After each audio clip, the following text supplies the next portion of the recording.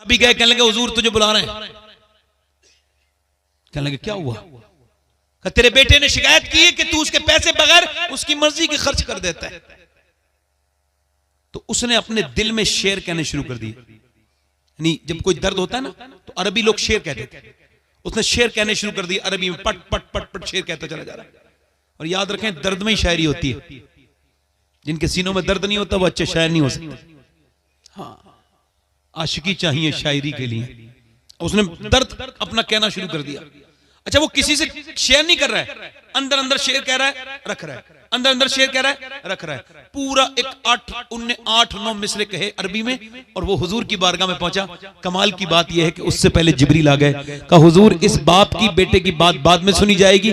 अल्लाह फरमाता है पहले वो शेर सुन लीजिए जो इसने अपने घर से आपके घर तक गए। हुजूर ने फरमाया क्या आपने कोई शेर कहे? तो बूढ़ा बोला ये तो मेरा अल्लाह के अलावा कोई नहीं जानता। फरमाया अल्लाह ने मुझे बताया है। तो हुजूर ने फरमाया बताना कौन से शेर कहे? कहा हुजूर रहने दीजिए। नहीं बता। आला ने लिखा है जब उसने अपने शेर कहने शुरू किए ना तो मदीने की दीवारों से आंसू निकलने लगे। हुजूर ने फरमाया बताना क्या शेर कह के? उसने पहला शेर जो कहा उसका मफहूम ये था या रसूलल्लाह मैंने पहले ये शेर कहा था कि मेरे बेटे आज तो मुझे आंखें दिखाता है, मगर मैंने तेरे लिए अपनी जवानी को बर्बाद करके और अपनी जवानी में आग लगा के तेरी जवानी में उजाला किया। मैंने परदेस काटे, मैंने कितनों की गालियां सुनी, कैसी कैसी जगह मजदूरियां की। मैं रात को आता था तो छुप के तुझे देखता था, तू सो जाता था देर रात तक, तो मैं तुझे उठाता नहीं था मगर प्यार कर लेता था मेरे लाल। जब तू रात को बीमार होता था तो तेरी मां का और मेरा दिल धक धक धड़कता था कि हमारे बेटे को कुछ होना चाहिए, ये मरना चाहिए। तो सुबह लेके भागते थे, रातों को भागते थे।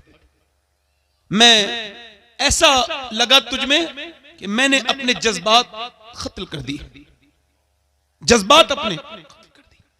बच्चों का सोचा, मैंने अपनी खुशियां कुर्बान कर दी। मैं दौड़ता रहा और मैंने ये नहीं सोचा कि मैं क्या कर रहा हूं। तू जवान हो गया, मैं बूढ़ा हो गया, मैं बिल्कुल जो है वो मैं पेड़ की तरह मुरझा गया, तू तने की तरह खड़ा हो गया। मगर जब तू बड़ा हुआ ना बेटे तो मेरे दिल में ख्याल था तू मेरी बुढ़ापे की लाठी बनेगा, मगर तूने मुझे बहुत बुरा सबक, तूने मुझे बहुत बुरा अजर दिया। आज तू मुझे गुलामों की तरह बुलाता है। या रसूलल्लाह मेरा दिल फटने को आता है इसकी ये बात सुन करके। या रसूलल्लाह मैं आपसे पूछता हूँ, मैं इसका बाप हूँ, पूरी जवानी लगा के इसके साथ ये किया है, तो क्या मैं इसके माल का मालिक नहीं? मेरे नबी पाक ने उसका गिरबान पकड़ लिया उसके बेटे का और फरमाया तू मुझसे ये पूछने आया ना कि तेरे बाप का हक है? नहीं, तेरी जान तेरा माल, इतना तू हकदार नहीं अपनी जान माल पर जितना तेरा बाप हकदार है। तेरा बाप हकदार है। ये बाप चला जाएगा ना तो कल देखना कोई फिर मिलेगा नहीं। ये दूसरा दुनिया में कोई बाप दूसरा नहीं मिलता बाप के होते हो। जी हमने तो इसका एहसास किया है। मैंने आज से 22 साल पहले मेरे वालिद का विसाल हुआ और मैं ये सोचता हूँ कि बताएं सब जगह तकरीरें होती हैं और सब लोग सुनते हैं, काश कि वो भी एक तकरीर सुन लेते मेरे वालिद तो कम से कम उनके दिल को सुकून हो जाता। अजय मुझे बताएं, एक माली ने पेड़ को लगाया है, मौसमों से बचाया है, और पेड़ जब बड़ा हो गया और जब वो फल देने लगा ना तो फिर माली चला गया। तो अब वो माली चला गया, अब वो पेड़ जो है ना वो फल देता है मगर वो बहुत उदास है, वो बहुत किसी को ढूंढता है। वो पेड़ कहता है मेरे फल सब खाते हैं मगर जिसने मुझे बचाया था सर्दियों से गर्मियों से मौसमों, मेरा माली चला गया। अब पेड़ फल भी देता है तो वो उदास रहता है, उसको वो सब अच्छा नहीं लगता। वो कहता है भाई वो भी तो एक बार फल खा लेता, जिसने ये इसकी नींव रखी थी। बाप बाप होता है, एक बार चला जाए तो दूसरी मर्तबा दूसरा कोई नहीं मिलेगा।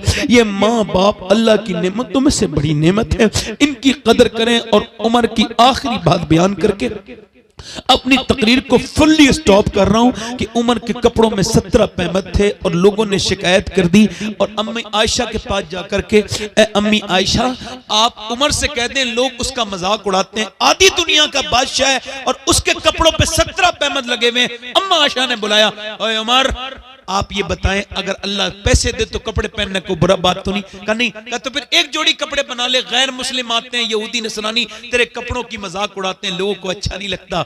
अम्मी आयशा से कहने लगे उसका नाम बताएं जो आपके पास आया था, उससे पूछूंगा मेरी जाती जिंदगी में उसने दखल क्यों दी, क्यों मेरे दिल को दुखाया। और आप ना कहें मेरी माँ, आप जो कहेंगी उमर वो पहन लेगा, मगर ये कपड़े ना उतरवाएं। कहा क्यों? कहा ना ना ये कपड़े ना उतरवाएं। कहा क्यों ना उतरवाऊं? कहा बस ये कपड़े पैमद वाले पहने रहने दे, ये कपड़े जब पहनता हूं तो मुझे अपने दोस्त अबू बकर याद आते हैं, मुझे अपने सरकार याद आते हैं, मैं अपने नबी को अभी भूला नहीं। पहन लगे बता हफ्सा, उनकी बेटी थी, हुजूर की बीबी थी, उनसे कहने लगे अपनी बेटी से बता हफ्सा तू बता कभी नबी गर्म तक बिस्तर पे सोए हैं? कहा नहीं। कभी नबी 2 सालन खाए हैं? कहा नहीं। कहा उमर ने भी कभी नहीं खाए, कभी उमर भी नहीं सोया, मुझे हुजूर आज भी याद है। कहते हैं उमर मैंने हुजूर को गुठलियां चूस के पानी पीते हुए देखा है। अम्मा आयशा फरमाती जब बहुत ज्यादा भूख बढ़ती थी ना तो पेट से पत्थर जब आता था बनने के लिए, हुजूर जब पेट पे पत्थर बांधते थे ना तो जरा इस संजीदा बात को सुन लेना, जब पत्थर बांधते थे ना तो ऐसे हाथ उठा लेते थे और कहते थे अल्लाह मेरी उम्मत कभी भूखी ना मरे, मेरी उम्मत कभी भूखी ना मरे। यानी तुम जो आप बैठे हो ना, आप हुजूर की दुआओं में शामिल हो। आज समझो या मरने के बाद समझो, आप कोई आम लोग नहीं हो। याद रखना तुम्हारे लिए नबी पाक ने दुआएं मांगी हैं और वो भी इतनी कि कोई किसी को इतना नहीं चाह सकता। मेरे आलात फरमाते हैं कब्र में भी हुजूर उम्मत के लिए दुआएं कर रहे हैं, आज भी कब्र अनवर में। और जब उठेंगे तो हुजूर सर सजदे में रखेंगे, कयामत के दिन अर्ज करेंगे बेशक मुजदा शफात का सुनाते जाएंगे, आप रोते जाएंगे, हमको हंसाते जाएंगे। जिसने पेट में पत्थर बांधे उसे उमर नहीं भूला, मगर तुम्हारी शादियों ने भुला दिया। तुम्हारी शादियों में नाच गाने डीजे अपने नबी को भुलाना है। बोलो मेरे भाइयों, तुम्हारे घरों में बेपर्दगियां, तुम्हारी बहनें बेटी क्या, किस बात पे मैं गुफ्तगू करूं और किसको छोड़ दूं, क्या कहूं? बस यही कहूंगा कि हुजूर पर कम से कम 100 बार तो दुरूद पढ़ लिया करो, अपनी जिंदगी में लाओ। जिंदगी ये सभी के लिए नहीं है, ताजु शरिया फरमाते हैं जिंदगी ये नहीं है सभी के लिए, जिंदगी है नबी की, नबी के लिए। इस अच्छा मुझे बताओ नौजवानों, आखिरी बात कर रहा हूं, कब्र में गए ठीक है और हुजूर आएंगे, कौन आएंगे बोलो? अच्छा तो उन आंखों से हुजूर को देख लेंगे जिनसे गंदी फिल्म देखी थी? ये सवाल है। मौत ने कभी किसी से ओटीपी फील नहीं करवाई। हाँ। मौला अली से पूछा गया कि हजरत आदम अलैहिस्सलाम से वो खता क्यों हो गई थी,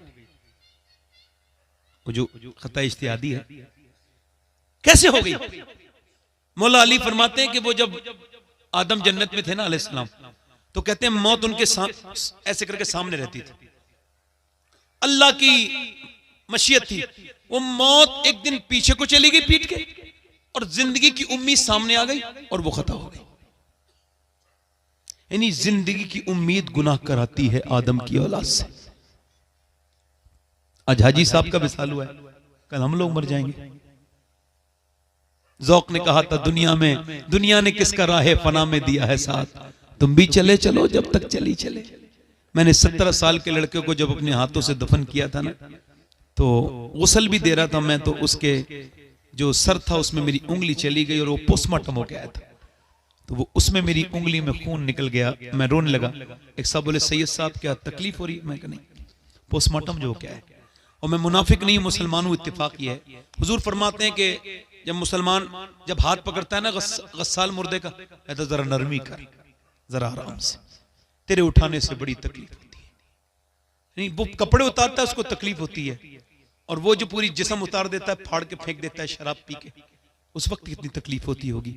जब वो मुर्दा घर में जब वो चीरते हैं पोस्टमार्टम वाले, किसी पोस्टमार्टम जिनके हुए उन्हें पता नहीं था हम मरेंगे तो पोस्टमार्टम होगा, मगर सोचे तो ऊपर से लेकर नहीं। मैंने एक पोस्टमार्टम देखा था, तब से अब तक कोई मुझे ज्यादा दिलचस्पी रही नहीं चीजों में, और बहुत ज्यादा मैं सब कुछ समझता कुछ नहीं। यहां से फाड़ दिया, सूजे से सिया है, अल्लाह की बारगाह में दुआ है, अल्लाह दिन रात सफर में रहता हूं, बस पोस्टमार्टम वाली मौत से बचा लेना, बचा लेना।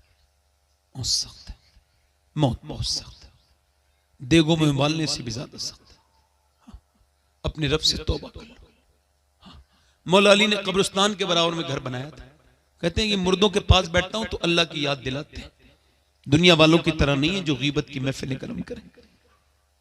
मुर्दों के पास बैठो जिंदा हो जाओगे भाइयों, तौबा कर लो। नौजवानों, एक आखिरी रिवायत यह है कि किफल नाम का लड़का था, हर रात नई लड़की के साथ बदकारी करता था। और बदकारी एक ऐसी चीज है, ये मुकाफाती अमल है, जो करता है उसके तरफ पलटती है, ये बदकारी। और हुजूर फरमाते हैं जिसने गैर औरत को हाथ लगाया है उसने ऐसा किया जैसे जहन्नम के अंगारे को हाथ लगा दिया। फरमाते हैं हुजूर सूअर से जिस्म का लगना इतना बुरा नहीं जितना गैर औरत से जिस्म का लगना बुरा है। एक हदीस फरमाते हैं, हदीस कुदसी, अल्लाह फरमाता है महबूब मैं अगर जानी को माफ भी कर दूं ना और जन्नत भी दे दूं तो जन्नत में अपना दीदान नहीं करूंगा। यानी जो जिना करेगा उसे अल्लाह अपना दीदान नहीं करेगा, इतना नाराज है। कितनी बेहयाई है ये। हुजूर फरमाते किफल नाम का लड़का रोज नई लड़की बुलाता था।